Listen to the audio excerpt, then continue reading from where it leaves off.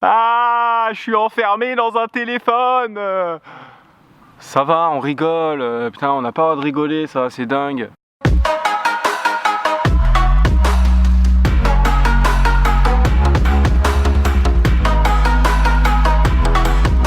Salut les gars. Oui, bon bah voilà, je suis dehors, il fait plutôt beau, le cadre est sympa, ça va. Un peu d'exotisme, hein, ça ferait pas de mal. Alors aujourd'hui, je vais encore vous raconter une histoire, oui, moi j'aime bien. Mais rassurez-vous, sur cette chaîne, il n'y aura pas que des histoires, il n'y aura pas que des vidéos où je raconte des histoires. Il y en aura parce que j'aime bien faire ça, mais je pense pas que je vais me limiter qu'à ça.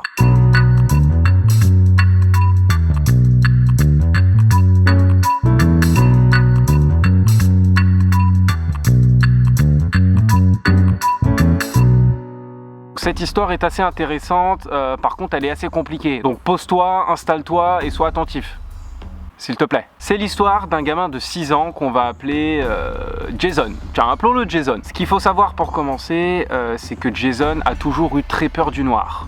Au point qu'il ne pouvait pas passer une nuit entière sans venir pleurer auprès de ses parents pour qu'ils regardent sous le lit, dans l'armoire, à droite ou à gauche, dans tous les recoins de sa chambre pour voir s'il n'y avait pas des monstres. Et même avec une veilleuse, Jason il voyait quand même des formes, des ombres bouger aux quatre coins de sa chambre, ou même des visages en train de regarder par la fenêtre de sa chambre, enfin des trucs assez glauques. Et les parents de Jason, ils étaient d'un côté un petit peu dépités, mais de l'autre côté ils essayaient de le rassurer en lui disant bon voilà Jason, c'est des jeux de lumière avec la veilleuse, avec la lune.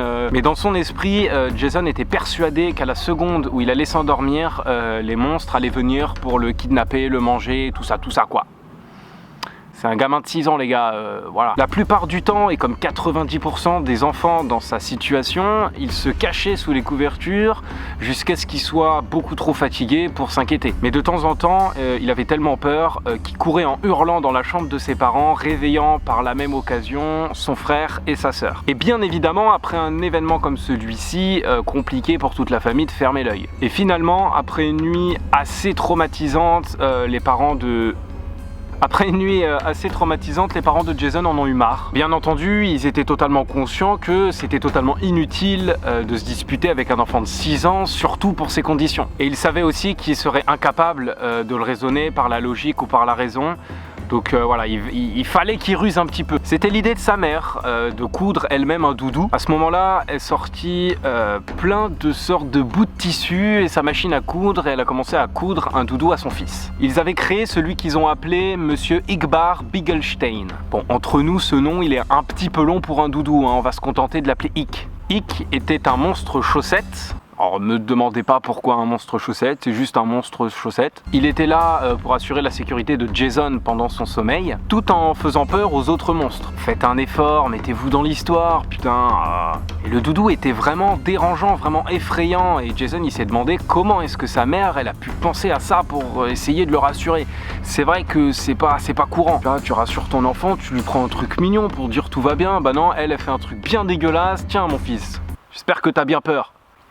Il avait le look d'un Gremlins Frankenstein avec des gros boutons blancs en guise d'œil et de très larges oreilles de chat. De toute façon, je vous mets la photo juste ici. Ses petits bras et ses petites jambes étaient faites avec des chaussettes rayées en noir et blanc qui ont appartenu à sa sœur. Et la moitié de son visage était vert, cousu avec des chaussettes de foot. Et sur sa tête, qui pouvait être qualifiée de bulbeuse, sa mère avait fixé un grand morceau de tissu blanc et elle l'avait cousu en zigzag pour représenter du coup des dents pointues. Mais aussi bizarre que le petit doudou pouvait être, Jason il a immédiatement aimé. À partir de ce moment-là, Ick et Jason sont devenus inséparables. Aussi longtemps que durait le crépuscule en tout cas. Ick n'aimait pas du tout le soleil et Jason savait qu'il allait s'énerver s'il tentait de l'amener à l'école. Mais finalement, son utilité première était d'éloigner les croque-mitaines. Et c'est vraiment ce qu'il faisait de mieux. Chaque nuit avant d'aller se coucher, Ick disait à Jason où étaient cachés les monstres dans sa chambre et Jason le plaça à la zone la plus proche en fait de cet endroit. S'il y avait un monstre dans le placard,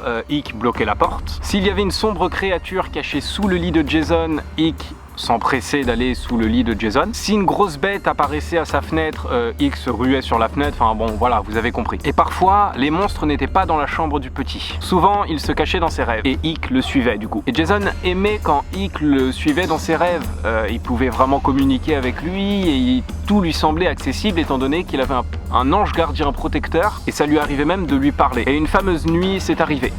Ick demanda à Jason à quel point il l'aimait. Et Jason lui répondit plus que tout. Et une nuit, lorsque Jason perdit sa première dent de lait, Ikk lui demanda de lui donner.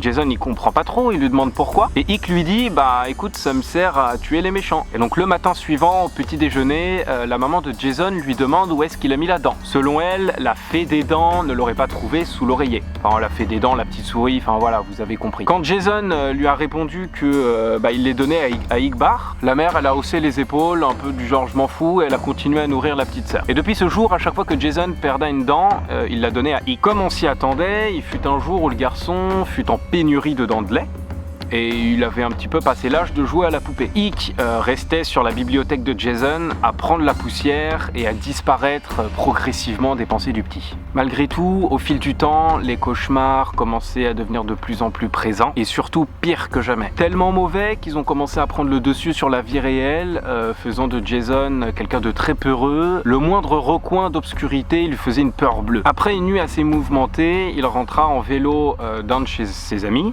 Il passa le seuil de sa maison et il était persuadé d'avoir été poursuivi par une meute de chiens enragés. Il monta les escaliers, il passa le seuil de sa chambre et qu'est-ce qu'il vit sur son lit? Eh oui, vous avez deviné, Ikk se tenait assis en plein milieu du lit à la lueur de la lune, tout droit, et regardait dans la direction de Jason. Au début, Jason il y croyait pas, il se disait bon mes yeux ils me jouent un mauvais tour, et il commença à allumer la lumière et ça marchait pas. Et c'est à partir de ce moment-là qu'il a commencé à être un petit peu nerveux, il a commencé un petit peu à avoir peur. Donc il recula très doucement, en faisant bien attention de ne pas quitter Ikk du regard. Il recule, il met la main sur sa poignée de porte, et au moment où il a la main dessus et qu'il s'apprête à prendre ses jambes à son cou, il entend que la porte se verrouille. À l'intérieur de la chambre, il n'y avait que le silence et l'obscurité totale, avec bien évidemment Igbar qui était éclairé par la lune. Jason était resté vraiment très longtemps. Pour lui, l'attente semblait être interminable. Il est resté figé, incapable de bouger un seul muscle. Et un cri retentit qui fit sursauter Jason, et Igbar lui dit « Tu as arrêté de me nourrir, alors pourquoi devrais-je continuer à te protéger ?» Jason dit « Mais me protéger de quoi? Laisse-moi te montrer. » Jason cligna des yeux une seule fois et se retrouva super loin de sa chambre. Il était dans un endroit totalement différent, totalement inconnu. Selon lui, ce n'était pas l'enfer, mais presque. C'était une sorte de forêt très sombre, avec la lueur de la lune qui était vraiment très faible à ce moment-là. Un brouillard épais flottait dans l'air et jonchait le sol, et une odeur de viande en décomposition embaumait l'air, enfin insoutenable. En tendant l'oreille, Jason il entendit un cri à l'agonie de quelque chose qui était pas tout à fait humain. La tête de Jason résonnait comme si elle était sur le point d'exploser, vraiment. Et le temps d'un instant, il entendit la voix de Ikk. « C'est ce que ta réalité deviendra sans moi. » Un pas lourd qui faisait trembler le sol s'approcha de plus en plus de Jason. « Je suis le seul qui puisse arrêter ça. » La chose, la bête, se trouvait juste derrière Jason. Il le sentait vraiment dans son dos. Mais bien évidemment, il était beaucoup trop paralysé pour pouvoir bouger un muscle, pour pouvoir se retourner ou quoi que ce soit. Et il le sentait parce que la bête ou la chose, on sait pas, lâchait un souffle brûlant dans son dos. « Apporte-moi ce dont j'ai besoin et je t'en débarrasserai. » Le jour suivant, Jason, bien évidemment, ayant pris peur du scénario de la veille, va retourner l'intégralité de sa maison pour essayer de choper les dents de lait de son frère. Presque immédiatement, les terreurs nocturnes de Jason ont cessé. Il pouvait plus ou moins passer une vie normale. De temps à autre, il devait se rendre dans la chambre de sa petite sœur pour lui dérober les dents qu'elle avait mis, pour la fée des dents ou la petite souris sous son oreiller. Ou bien il étranglait un chat du voisinage pour lui retirer ses dents. Oui, je sais, c'est horrible, j'aime beaucoup les chats aussi. Mais tout, il prenait vraiment tout. Du collier en dents de requin jusqu'à la prémolaire complètement pourrie. Et Jason avait remarqué que Ikk il bougeait quand Jason il s'en allait. Il rangeait, il déplaçait un petit peu ses affaires, il ajouta des rideaux. Vous vous souvenez, je vous ai dit qu'il aimait pas le soleil. Enfin, il devenait de plus en plus réaliste. À la lumière du jour, ses dents brillaient. Enfin, le petit morceau de tissu qui lui sert dedans, ça brillait. Et il était vraiment très chaud au contact. Jason en avait de plus en plus peur, mais n'avait pas le courage de le détruire, sachant où ça allait le mener. Il a donc collecté des dents pour Ikk pendant toutes ses années de collège et toutes ses années de lycée. Plus Jason vieillit, plus il a appris à craindre d'autres choses, des choses de plus en plus importantes. Quelque part, Ikk le gardait en sécurité si Jason lui donnait des dents. Je me rends compte que c'est un petit peu bizarre quand même comme histoire. Jason a aujourd'hui 22 ans, un boulot, un appartement, un lot de dentiers. Hick a pris son dernier repas il y a 1 mois. Et le jeune homme, il sortait du travail, il était 22h, il n'avait pas de dents à lui donner, il redoutait un petit peu la réaction de son doudou. Doudou. Il a donc fait un détour sur le parking d'un garage, pas trop loin de son travail, et il a trouvé un homme qui se dirigeait vers sa voiture. Ses dents étaient jaunies par une vie entière de cigarettes et de café. Et malgré ça, Jason a dû utiliser un marteau pour déloger l'intégralité de ses dents. Et quand il est retourné à son appartement, Hick l'attendait. À quel point tu m'aimes? Plus que tout. Plus que tout au monde. Cette histoire est assez badante, je le reconnais. En espérant en tout cas que vous n'allez pas faire de cauchemar, je vous souhaite à tous une excellente soirée.